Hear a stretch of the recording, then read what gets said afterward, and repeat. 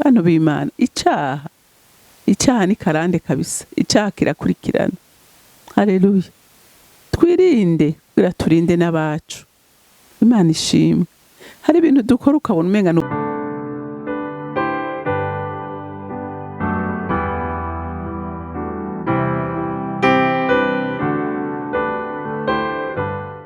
bakunzi bahore Kanani TV, ndanezerewe kandi gusubira guhura namwe ngo tuganire ijambo ry'Imana. Ariko imbere ko dutangura kuganira, reka tubanze dusenge. Turacari imbere yawe Mwami Imana tugushima, kuko ntituzigera turambirwa Mwami kugushimagiza no kuguha icubahiro, kuko urabikwiriye. Ivyawe Mwami Imana birenga ubwenge bwacu, kuko uri Imana ituzigama, uri Imana iturindira mu buntu bwayo bukomeye, uri Imana izigama ibyo waremye byose, kandi ngo byose ubize urutonde, ndetse n'amazi y'ibiyaga n'amabose ngo yapimishe ikiganza cyawe. Mana we, wogereranywa nande, woringanira nande? Utagushima n'utakuzi, utagutazira n'utazi urukundo rwawe n'ubushobozi bwawe. Ariko abana b'Imana batahuye icuri nico watugize, ntituzokwigera turambirwa na rimwe kugushimagiza. Ushimagizwe muvyeyi mwiza, kuko urabikwiriye. Ndashima na Kristo umwami wanje yakutumenyesheje, kuko yatabawe ntitwari kukumenya. Rero ushimagizwe muri byose na hose, mu izina rya Kristo Yesu. Amen, amen. Rero ijambo Imana impaye kuganira namwe uyu munsi, ijambo rivuga kubiba. Baravuze ko tuzokomeza kuganira iyo bivye ikibi kirakwikira. Reka turabe ingene na Isaka yageze ikirenge mu case mu gukora icyaha nk'ico se yakoze cyo kubesha. Reka dusome mu Itanguriro igice ca 26, turahera ku murongo wa mbere dushikane ku w'icumi. Isaka ahungira inzara mu Bafilistiya. Hatera iyindi nzara ya kabiri muri ico gihugu, itari imwe ya mbere yo muri gihe ca Aburahamu. Isaka aja i Gerari kwa Abimeleki umwami w'Abafilistiya. Uhoraho aramwiyereka ati, ntumanuke ngo uje muri Egiputa, uzoba mu gihugu nzokubarira. Urahungira inzara muri iki gihugu, nanje nzobana nawe, ndaguhe umugisha. Kuko wewe n'uruvyaro rwawe nzobaha ibi bihugu vyose, kandi sinzorenga ku ndahiro narahiye Aburahamu so. Nzogwiza uruvyaro rwawe rungane n'inyenyeri zo kwijuru, kandi uruvyaro rwawe nzoruha ibi bihugu vyose. Kandi mu ruvyaro rwawe niho amahanga yose yo mw'isi azohezagirirwa. Kuko Aburahamu yanyumviye agashitsa ibyo namwihanikirije, amabwirizwa yanje, ibyo nashinze n'ibyo nageze vyanje n'ivyagezwe vyanje. Nuko Isaka aba i Gerari. Abantu baho bamubaza ivy'umugore wiwe, arabishura ati, ni mushikanje. Kandi yatinye kuvuga ko ari umugore wiwe ngo abantu baho bomwica ku bwa Rebeka, kuko yari mwiza w'igikundiro. Amaze igihe kirekire, Abimeleki umwami w'Abafilistiya arungurukira mu idirisha, abona Isaka akuyakuya Rebeka umugore wiwe. Abimeleki aramubaza ati, ahamagaza Isaka aramubarira ati, erega biraboneka ko ari umugore wawe, none igiki cagutumye uvuga ko ari mushikawe? Isaka aramwishura ati, nuko natinye ko bonyica kubwiwe.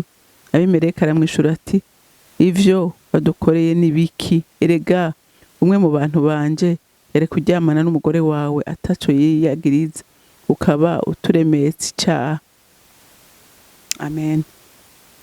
Reka tukomeze ku 11. Abimeleki yihanikiriza abantu biwe bose ati, uzokora kuri uyu mugabo canke umugore wiwe ntibizobura kumucisha umutwe. Amen.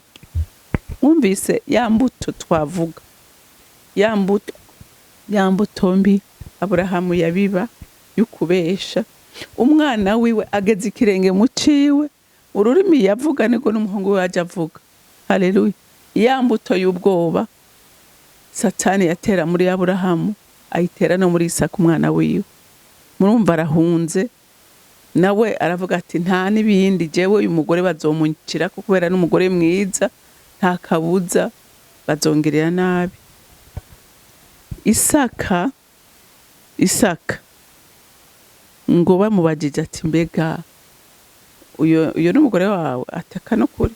tuyo ni mushiki wanje si umugore wanje, ariko Imana ishimwe wewe nta cyaha bamukoreye, kuko Abimeleki ngo yaraciye abibona, abona nyene hajya umugore n'umugabo urashobora kubabona ingene inyifato yabo ingene bavugana ingene urumva, ngo arabibona aramubwira ati mbega Isaka kubera iki warinze kubesha ukavuga ko ari mushikawe kandi mbona ko ari umugore wawe?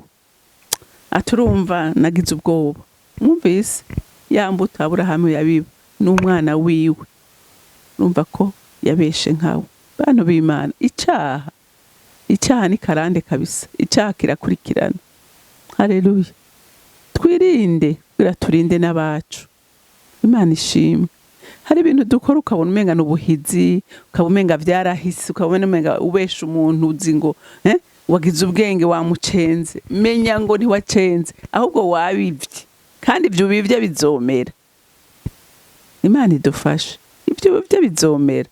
Kandi nawe hajya wo kwisuzuma ukaraba, niho bura aho uvuga uti nukuri uyu mwana wanje ni exactement jewe, ukuvuga ukukora ugasanga n'umwana wawe umengo muri umwe, niko bimeze. Rero twirinde, twige kubiba ibyiza kugira natwe tuze twimbura ibyiza. Hinge turabe mw'Itanguriro igice ca 27, wumve umwuzukuru wa Aburahamu nawe ivyo yakoze. Dusome mw'Itanguriro igice ca 27, dusome umurongo wa 20 dushakane ku murongo wa 23. Haravuga ngo Isaka abaza umwana we ati ko waronse n'ingogaga mwana wanje? Ati ni kuko Uhoraho Imana yawe ampaye kugira ikiganza ciza. Isaka barira Yakobo ati ehe igira hino mwana wanje, ngukorakore menye kuri Esawu umwana wanje koko canke ko utariwe.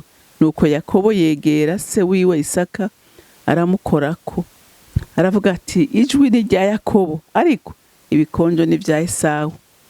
Ntiyamenya uwo ariwe, kuko kuko ibikonjo vyiwe vyari ku bwoya nk'ivya mukuru we Esawu. Nuko aramuhezagira. Mwavyumvise? Urumva Esawu na Yakobo n'abana ba Isaka baramahasa, ariko bukuru ni Esawu, Yakobo nawe ni butoyi. Kandi mu migenzo y'Abanyisirayeli uwa samuragwa yabari imfura. Rero ngo se Yakobo abona arashaje ngo ntiyarakibona, aravuga ati je harageze rero ko mpezagira umwana wanje Esawu. Hama nyina ngo Rebeka aravyumva, acabwira Yakobo ati ruke uzane insuguru y'impene urabe ifise ivyoya, atuje tubage nteke inyama, ati nshire papa wawe kugira guhezagira. Kuko yarahejeje kubwira Esawu, we yari umuhigi, ati genda uhige inyama hama uziteke zishe neza unzanire mfungure, hama ndaguha umugisha imbere yuko mpfa. Urumva uwagiye guhiga n'ugiye gutora mwirara akabaga, murumva ku mwanya atari umwe.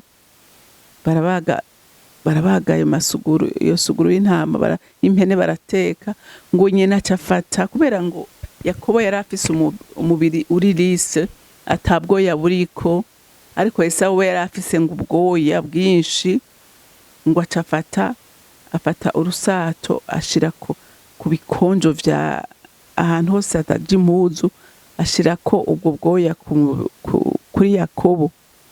Hama ngo nyina arateka za nyama zirasha, acazanira nde umuhungu we ngo ashire se. Niho rero yamubwira ati papa ndazanye za nyama, ati hama ufungure umpezagire. Se aramubwira ati mwana wanje kumenga iryo jwi ni rya Yakobo, undi atoya ati ni Esawu. Ati none ko uje n'ingoga vyagenze gute? Ati Imana yampezagiye nahize ndaronka vuba. Ati gira hino ndagukoreko numve. Ngo aregera ko yaciye yambara n'impuzu za Esawu, hanyuma ngo yumva akamoto n'aka Esawu kubera impuzu yambaye, hama namukoze ko yumva afise ubwoya, hanyuma aramuhezagira. Urumva? Kandi ico ni ikinyoma gikomeye yarakoze kuko ntiyari we. Urumva? Bisigura ngo ca kinyoma ca sekuru cyafashe umwana gishize no kumwuzukuru. Muriko muravyumva? Tureke kwanjanjwa kucaha, n'ubu ndiko ndabisubiramwo. Tureke kwanjanja kucaha kuko icaha kirakurikira, imbuto mbi irakurikira. Haleluya. Aburahamu arabesha, Isaka arabesha, umwana we arabesha. Urumva? Kandi ibintu bikomeye. Esawu arava guhiga, arateka azanira se. Sati gutega Esawu umwana wanje, ati rega jewe umuhezagiro namaze kuwutanga. Ati Yakobo yakwivye. Uwundi ararira ati papa ndagusabye rahaba n'umuhezagiro n'umwe wo busigaranye. Aramubwira ati namaze kumuhesha umugisha, mu ndimiro namuhaye umugisha y'ubwoko bwose nayimuhaye. Haleluya. Esawu ngo ararira, arabogoza. Aramubwira ati we kizogukiza n'inkota yawe gusa, atari ku imirima, ubutunzi k'umugisha namaze kumuha wose. Muriko muravyumva? Ariko Imana ishimwe. Yakobo, Esawu yaciye avuga ko ateza kwica Yakobo. Nyina aravyumva, abwira se ati Esawu yarahiye ko yica Yakobo. Yakobo arahunga. Ahunze yahungiye kwa inarume, kwa musaza wa nyina. Yaraharonkeye umugisha kuko ijambo umuvyeyi yamwatuye ko Imana yarishikije uko. Yaragize umugisha ugaragara. Ariko agarutse, mu nyuma yaragarutse.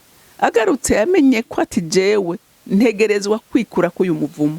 Haleluya. Haleluya. Ati ntegerezwa kwikura k'uyu muvumo. Aragenda arasenga Imana ngo yatwaye abagore, yarafise abagore babiri dare ni bane, harimo n'incoreke, ngo arabajabuta aragenda ati genda jewe sigare jenyene mpangane n'Imana gushika impinduriye izina ihagaritse uyo muvumo mu muryango iwacu. Haleluya.